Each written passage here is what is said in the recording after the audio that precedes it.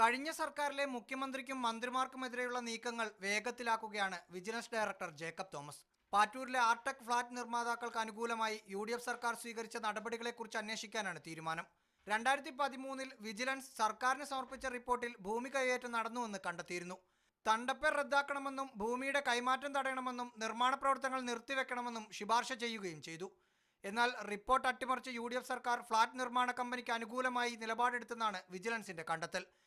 ഈ സാഹചര്യത്തിലാണ് മുൻ മുഖ്യമന്ത്രി ഉമ്മൻചാണ്ടി, റവന്യൂ മന്ത്രിമാരായിരുന്ന തിരുവഞ്ചൂർ രാധാകൃഷ്ണൻ, അടൂർ പ്രകാശ്, മുൻ ചീഫ് സെക്രട്ടറി ഇ.കെ. ഭരത് ഭൂഷൺ എന്നിവർക്കെതിരെ അന്വേഷണം. ലാൻഡ് റവന്യൂ കമ്മീഷണർമാരുടെയും കളക്ടർമാരുടെയും റവന്യൂ വകുപ്പിലെ മറ്റുദ്യോഗസ്ഥരുടെ പങ്കും അന്വേഷണ പരിധിയിൽ വരും. എന്ത് അന്വേഷിച്ചാലും നിയമവിരുദ്ധമായ പ്രവർത്തനങ്ങളിലല്ലേ എന്തെങ്കിലും ചെയ്യാൻ സാധിക്കൂ.